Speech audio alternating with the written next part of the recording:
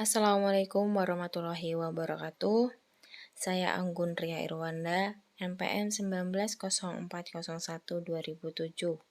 Saya akan menjelaskan tentang faktor-faktor konsep di dalam human relation.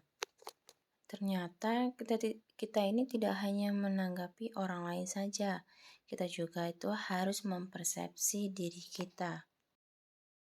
Menurut Charles Horton Coley, kita bisa menjadi subjek dan objek persepsi sekaligus dengan membayangkan diri kita sebagai orang lain dalam benak kita.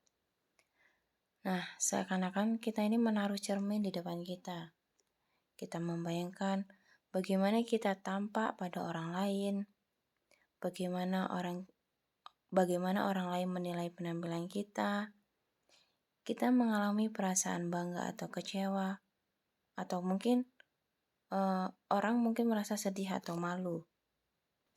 Dengan mengamati diri kita, sampailah kita pada gambaran dan penilaian diri kita. Nah, itu disebut dengan konsep diri. Jadi, konsep diri ini adalah pandangan dan perasaan kita tentang diri kita. Persepsi tentang diri kita boleh bersifat psikologis, sosial, dan fisik.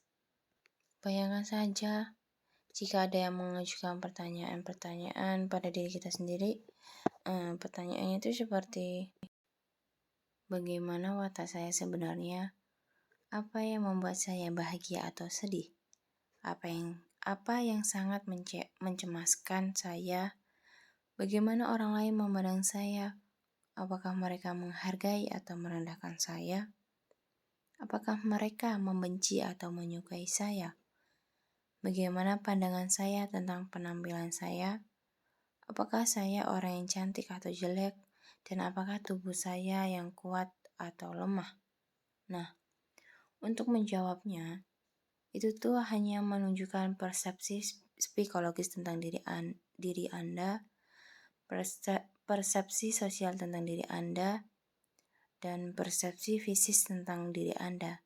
Jadi, konsep diri bukan hanya sekedar gambaran deskriptif, tetapi juga penilaian Anda tentang diri Anda.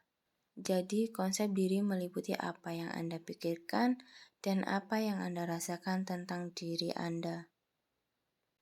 Dengan demikian, ada dua komponen konsep diri.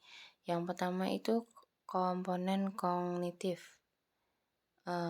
Yang kedua komponen afektif. Komponen kognitif bisa disebut dengan citra diri. Sedangkan komponen afektif bisa disebut dengan harga diri. Selanjutnya, faktor-faktor yang mempengaruhi konsep diri orang lain. Harry Stack Sullivan 1953 menjelaskan bahwa jika kita diterima orang lain, dihormati dan disenangi, karena keadaan kita akan cenderung bersikap menghormati dan menerima diri kita. Nah, sebaliknya, bila orang lain selalu meremehkan kita, menyalahkan kita, dan menolak kita akan cenderung tidak menyenangi diri kita sendiri. S. Frank Miyamoto dan Sanford M. Dorbus mencoba mengkorelasikan penilaian orang lain terhadap dirinya sendiri dengan skala 5 angka dari yang paling jelek sampai yang paling baik. Nilai yang dinilai itu kecerdasan, kepercayaan diri, daya tarik fisik, dan kesukaan orang lain pada dirinya. Nah, artinya harga dirinya sesuai dengan penilaian orang lain terhadap dirinya. Tidak semua orang lain mempunyai pengaruh yang sama terhadap diri kita. Ada yang paling berpengaruh, yaitu orang-orang yang paling dekat dengan diri kita. Biasanya itu kita menyebutkan dengan mereka itu significant others, atau orang lain yang sangat penting. Misalnya nih, ketika kita masih kecil, mereka adalah orang tua kita, saudara-saudara kita, dan orang-orang tinggal satu rumah dengan kita. Jadi dengan mereka lah secara perlahan-lahan kita membentuk konsep diri kita.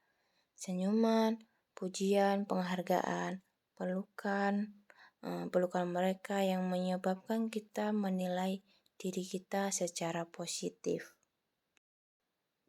Jadi, human relation di sini membahas pengertian serta aspek praktek mengenai hubungan yang manusiawi sebagai dasar dalam melakukan komunikasi kehumasan dengan memahami falsafah dasar hukum relation, serta faktor-faktor penting yang harus dilakukan dalam hubungan relation. Kegiatan human relation itu berupa saling perhatian, perbedaan individu, motivasi, dan harga diri kurang memuaskan karyawan. Tetapi hal tersebut itu tidak mengakibatkan rendahnya mutu kerja, tanggung jawab, dan hasil kerja karyawan terhadap pekerjaan. Jadi, human relation menangani masalah dengan cara berinteraksi dengan setiap orang lain. Seringkali keberhasilannya perusahaan tergantung pada seberapa baik orang dapat bekerja sama. Baik, begitulah yang bisa saya jelaskan. Jika Anda salah, saya mohon maaf. Saya akhiri. Wassalamualaikum warahmatullahi wabarakatuh.